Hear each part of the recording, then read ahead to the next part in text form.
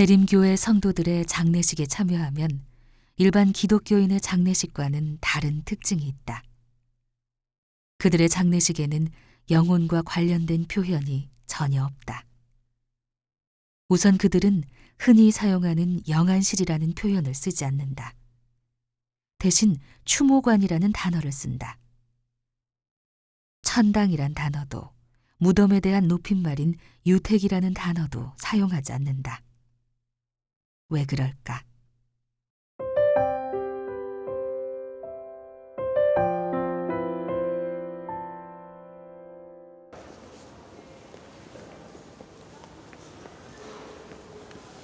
그렇습니다.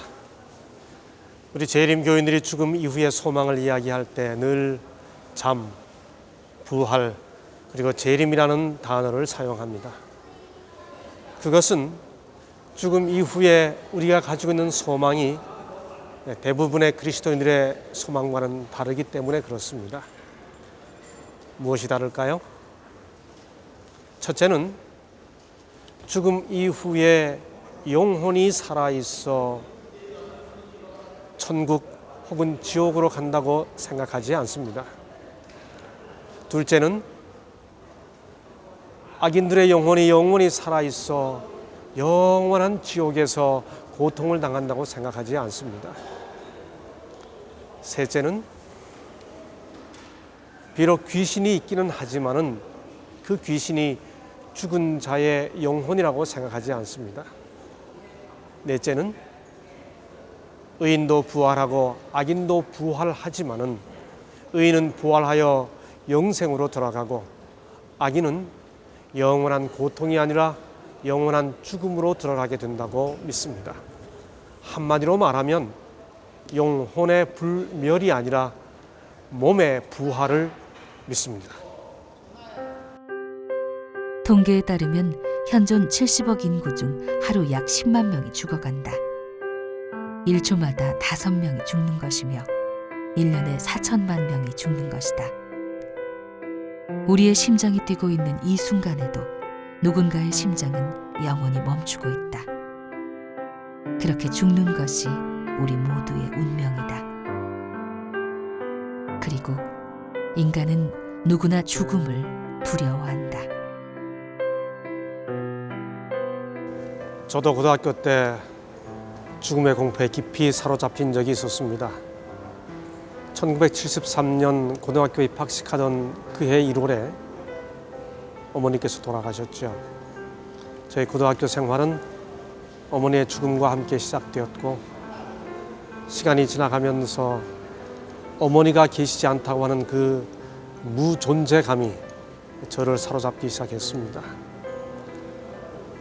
어느 날 문득 한밤중에 혼자 생각하니 어머니가 사라지신 것처럼 마침내 나도 사라질 것이고, 내가 가지고 있는 관계와 나만이 가지고 있는 추억과 나만이 가지고 있는 모든 생각이 이 땅에서 다 사라진다고 생각하니 그 공포감이 나를 짓눌렀습니다. 그래서 어느 날 밤 혼자 마당에 나와서 하늘을 쳐다보며 고함도 질러보았죠. 좀 더 세월이 지난 다음 1990년 3월에 아버지께서 돌아가셨을 때는 그분의 일기장을 보다가 한 3년 동안 정말 그 허무감에, 삶의 허무감에 힘든 시간을 보냈습니다. 아버님의 마지막 일기는 그분의 쓰러져가는 생명의 불꽃처럼 희미하게 남겨지면서 그 마지막 일기를 남기고 있었습니다. 우리의 삶이 결국 이렇게 희미하게 사라질 것이 아닌가 하는 생각에 참 힘든 시간들을 보냈습니다. 미국 버지니아주 리치몬드에 있는 한 묘비의 비석에는 이런 말이 새겨져 있다. 나의 친구여, 잠깐만 발을 멈추고 여기를 보라. 나도 한때는 지금의 당신과 같았다. 그러나 머지않아 당신도 나와 같아질 것이다.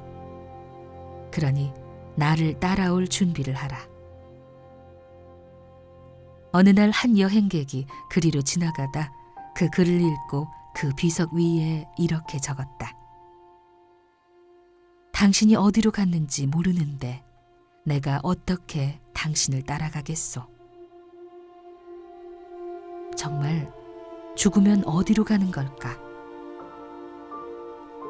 어떤 사람들은 재림교회가 이단인 이유 중 하나로 여전히 재림교회의 부활신앙 교리를 언급한다.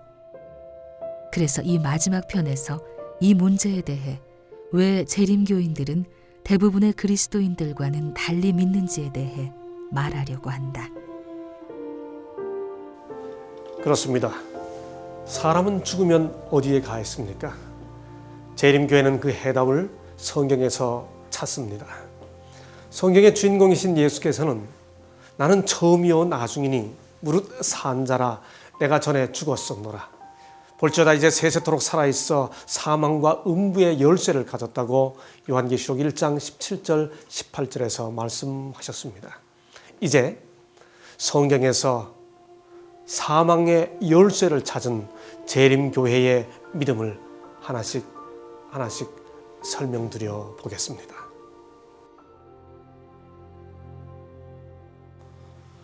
동서고금을 막론하고 사람이 죽으면 영혼이 살아있다고 믿어왔습니다. 미라를 만든 것은 망자의 영혼이 언젠가는 돌아와서 육신과 만난다고 믿었기 때문이고, 제사를 지내는 것은 조상의 영혼이 살아있다고 믿었기 때문입니다. 그러나 이런 생각은 성경의 가르침과는 맞지 않습니다. 성경은 답안지 같다. 죽은 자의 영혼은 살아있는 것일까? 성경은 어떤 대답을 하고 있을까? 사람은 죽으면 소멸되나니 그 기운이 끊어진즉 그가 어디 있느뇨? 죽은 자가 여호와를 찬양하지 못하나니 그 호흡이 끊어지면 흙으로 돌아가서 당일에 그 도무가 소멸하리로다. 이 성경절들은 죽은 자는 여호와를 찬양하지도 못하고 기억하지도 못하며 살해하지도 못하고 감사하지도 못한다고 말합니다. 죽은 이후에는 일도 계획도 존재도 기억도 아무것도 없다고 거듭 반복해서 말해줍니다.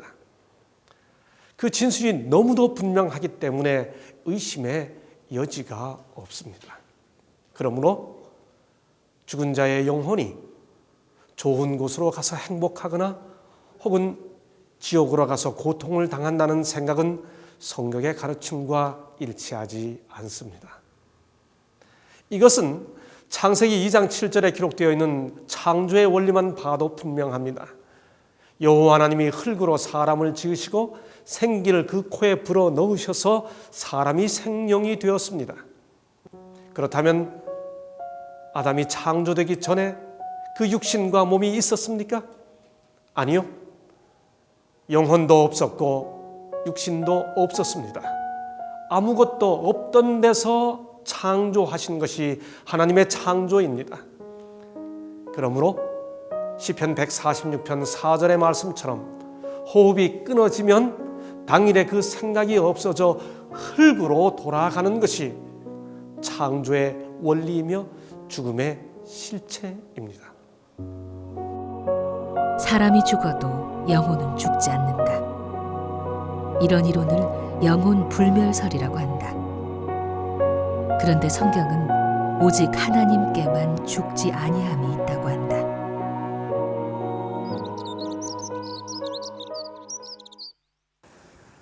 김상래 목사가 누님을 만나기로 했다.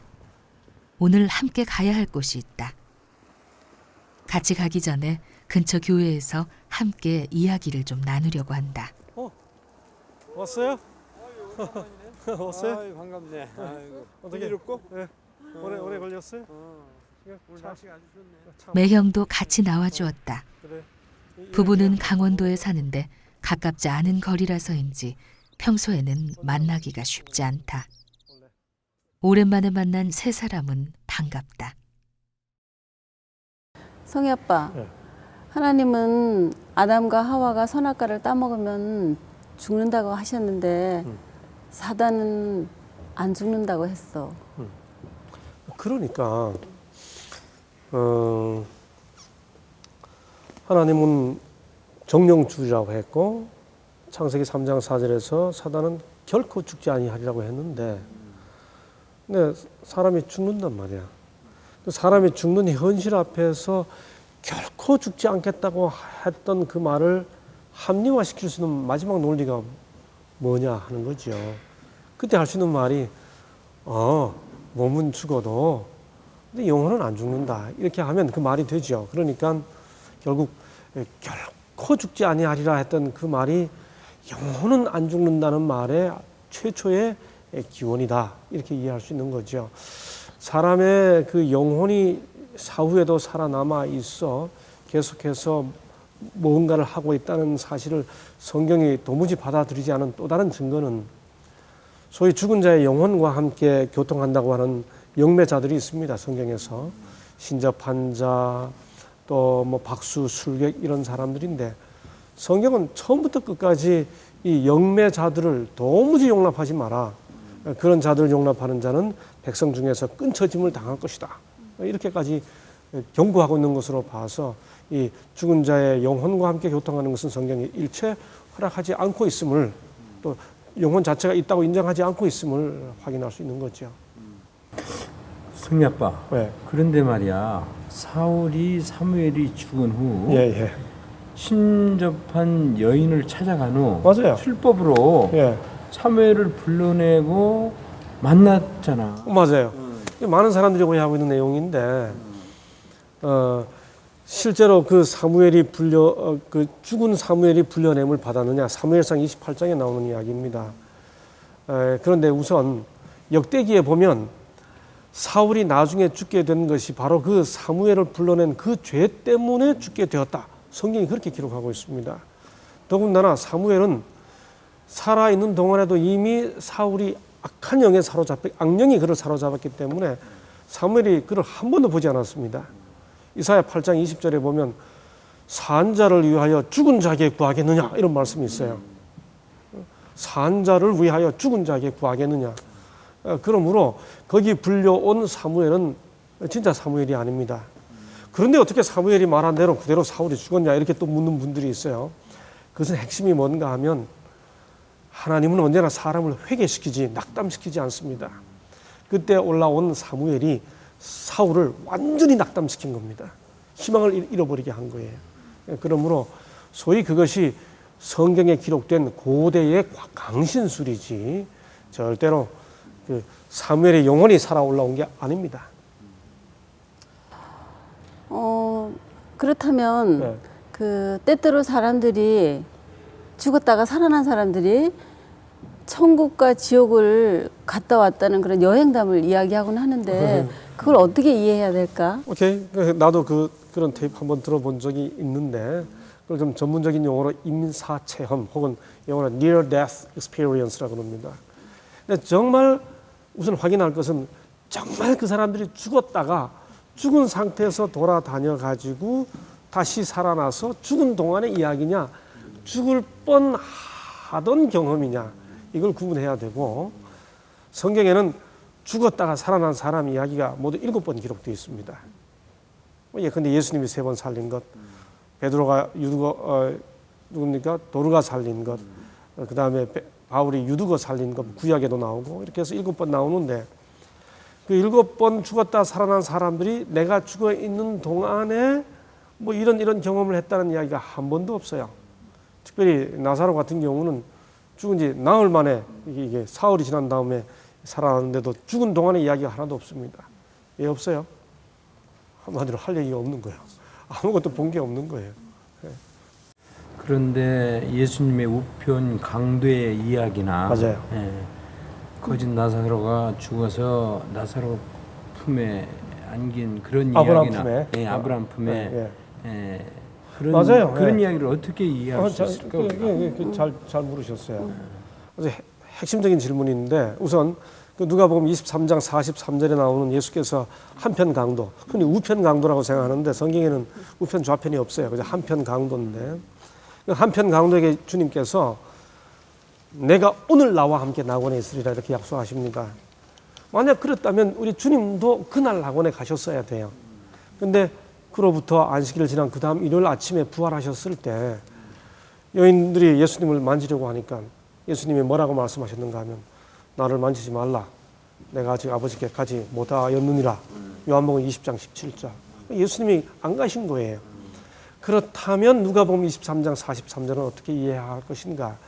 거기 이 콤마에 따라서 그 문법적으로 이해할 수 있는데 그 말은 내가 오늘 나와 함께 낙원에 있겠다는 뜻이 아니고 내가 오늘 너에게 일 말하노니 내가 나와 함께 낙원에 있겠다. 다시 말해 구원받으리라는 약속을 허락을 지금 이 순간 하신다. 그런 의미이지 그날 주님이 함께 강도와 낙원에 간다는 뜻이 아니에요. 또 누가복음 16장에 나오는 나사로 이야기는 그게 실제로 천국의 이야기면 심각해집니다. 왜냐하면요.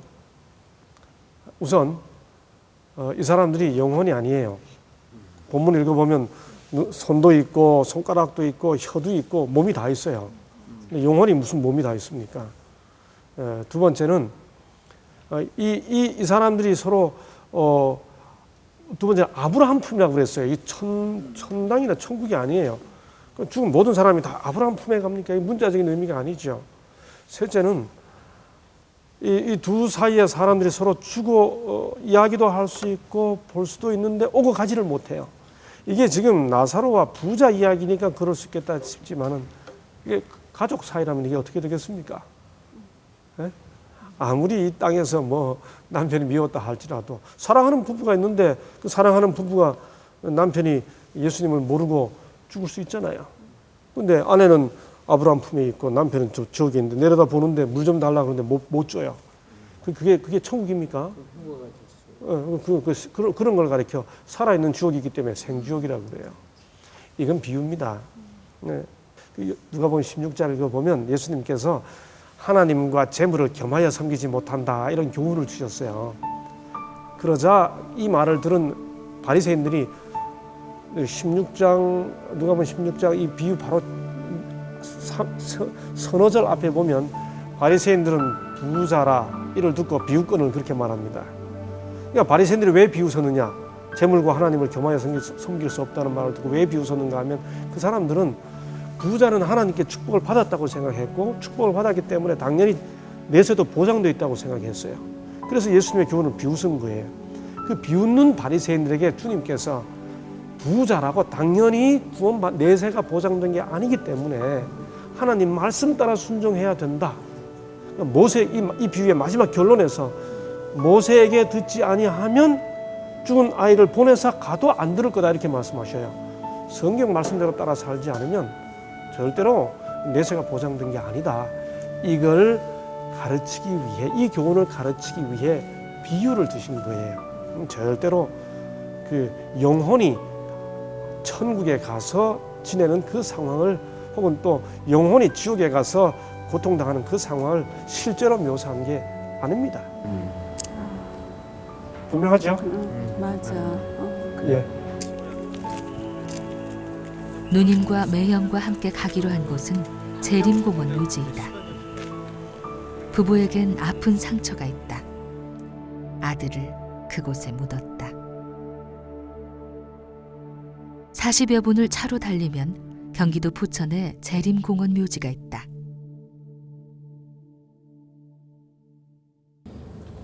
만일 사람이 죽은 이후에 의식도 없고 존재가 없다면은 사람이 죽는다는 것이 완전히 끝나는 것인가? 아니에요. 영혼의 불멸을 믿지 않는다는 말이 소망이 없다는 뜻이 아니에요. 성경은 영혼이 불멸한다는 것을 말하는 것이 아니라 이 몸의 부활을 약속하고 있는 거죠. 고린도전서 15장 소위 부활장도 끊임없이 반복해서 말하는 게 몸의 부활에 대한 약속이거든요. 사실 오스카 쿨만이라는 신학자가 있습니다. 아주 세계적으로 유명한 신학자인데 그도 말하기를 영혼의 불멸인가 몸의 부활인가 이런 논문을 썼는데 그 논문에서 뭐라고 밝혔는가 하면 영혼의 불멸을 믿는 것은 헬라 사상으로 성경의 몸의 부활 사상과 맞지 않는다. 그게 그 논문의 결론이에요. 그러므로 성경이 그리스도인들의 그 죽음 이후에 대한 소망으로 주고 있는 성경의 약속은 부활입니다. 죽고 난 이후에 영혼이 계속해서 살아있다고 하는 것에 대한 약속이 아니고 몸이 부활한다 하는 거죠. 사실 뭐 매형이나 누나나 어려운 일을 겪어도 그 부활의 약속 때문에 지금 이기면서 사시는 거 아니에요? 아멘. 예. 인간은 너나 할 것 없이 죽기를 무서워한다. 그래서 역사적으로 모든 것을 가진 권력자들은 죽음을 이겨보려 했다. 진시황도 불로초 불사약을 찾았었고 10만 명의 장정이 20년 동안 동원된 이집트의 피라미드, 경탄을 자아내게 하는 인도의 타지마할도 모두 죽음 없는 삶에 대한 동경의 산물이다. 죽음을 해결하려던 권력자들은 거대한 무덤을 남겼지만 예수의 무덤은 작고 초라한 빈 무덤이었다.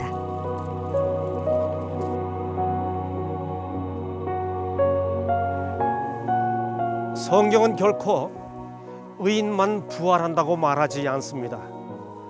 요한복음 5장 29절에서 예수님은 의인과 악인의 부활이 있다고 말씀하셨고 사도행전 24장 15절에서 사도 바울도 악인과 의인의 부활이 있다고 말했습니다. 그러므로 결국 이 세상에 존재한 모든 사람들이 부활하게 됩니다. 그러나 의인과 악인의 부활은 그 성질과 시기와 결과가 다릅니다. 의인의 부활은 생명의 부활이요 악인의 부활은 심판의 부활입니다. 의인의 부활은 예수님 재림할 때 있으며 악인의 부활은 그로부터 1000년 후에 있습니다. 의인의 부활은 그 부활의 결과 영생에 들어가지만 악인의 부활은 부활하여 둘째 사망에 이르게 됩니다. 아니 그렇다면 어차피 둘째 사망에 이르게 될 악인의 부활은 왜 부활합니까? 이유는 아담 때문에 모든 사람이 죽게 된 그 운명을 예수께서 해결하셨기 때문입니다. 예수의 죽음은 아담이 초래한 모든 죽음의 삭슬을 갚았고 예수의 부활에 근거하여 이 땅에 존재하는 모든 사람이 부활하게 됩니다. 오늘 우리가 이 땅에서 죽는 첫 번째 죽음은 아담이 초래한 죄 때문에 죽는 죽음이지만은 모두가 부활하는 것은 예수의 부활에 근거해서 모두가 부활하고 둘째 사망을 당하게 되는 그 죽음은 아담 때문에 죽는 것이 아니라 예수를 거절한 자기 죄 때문에 죽는 것입니다. 이 예수의 부활이 아담이 초래한 죽음을 완전히 해결했다. 예수께서는 말씀하셨다. 나는 부활이요 생명이니 나를 믿는 자는 죽어도 살겠고. 그러므로 둘째 사망은 용서를 받지 못해서가 아니라 용서를 거절했기 때문에 당하는 것입니다. 많은 사람이 묻습니다. 둘째 사망 불못이 무엇이냐고요. 요한계시록 20장 14절은 이렇게 말합니다. 사망과 음부도 불못에 던지우니 이것은 둘째 사망 곧 불못이라. 사망과 무덤이 던지우는 것이 둘째 사망입니다. 사망이 사망하는 것이 둘째 사망입니다. 사망이 끝나는 것이 둘째 사망입니다. 다시는 죽음이 없어진다는 의미입니다. 여기 이 불못은 영원히 악인이 고통당하는 불못이 아닙니다. 분명히 말합니다. 죄의 삭슨 사망이라고 성경이 말합니다. 그러므로 영생의 반대는 영사 혹은 영멸이지 영원한 고통이 아닙니다. 우리를 둘러싼 공기가 달라졌다. 이곳은 참 조용하다. 아까부터 왜 이곳에 왔는지 묻고 싶었다. 벌써 8년째인가? 이제 오늘 3월 18일이 만 8년이야. 3월 18일 2003년이었지. 2003년. 벌써 8년.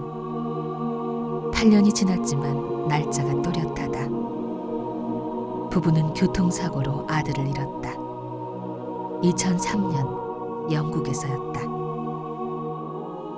영국 뉴볼드 대학에서 유학하던 22살의 꽃같은 아들이었다. 22살 한승원. 그 후 승원의 부모는 모든 조의금을 대학을 위해 장학금으로 기부했다.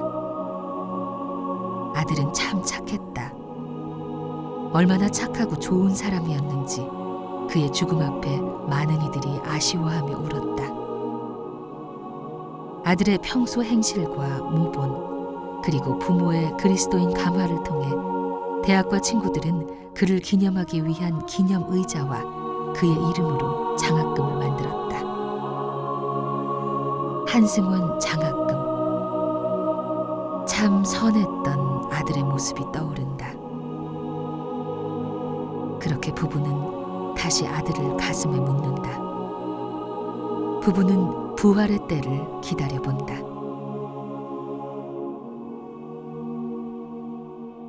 우리에게는 이런 소망이 있습니다. 나는 부활이요 생명이니 나를 믿는 자는 죽어도 살겠고 무릇 살아서 나를 믿는 자는 영원히 죽지 아니하리니 이것을 내가 믿느냐. 예수님의 이 질문이 우리 모두에게 던져지는 질문입니다. 우리 주님은 우리에게 부활의 생명을 약속하셨습니다.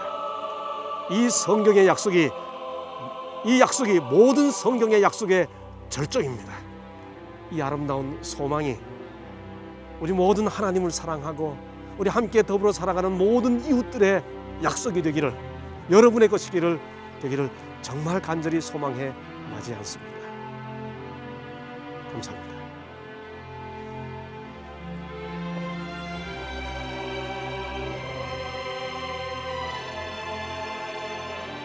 안녕하십니까 라는 인사로 시작된 재림교회에 관한 오해와 진실 7편의 영상이 끝났다. 김상래 교수에게 우리가 묻고 그가 답했던 것들은 재림교회에 대해 잘못 알려진 것들이다. 이 영상을 기획한 이는 평생 그의 마음속에 있던 안타까움과 사명감으로 이 재림교회에 관한 오해와 진실이라는 영상을 만들었다. 그리고 김상래 교수는 그의 신앙생활 중에 꼭 하고 싶었던 말이었다고 한다. 몇십 분짜리 이 영상들에는 어떤 이들의 재림교회에 대한 사랑과 소망과 열정과 간절함 그리고 진실을 담고 있다. 이 영상이 재림교회에 대한 오해를 푸는데 도움이 되면 좋겠다.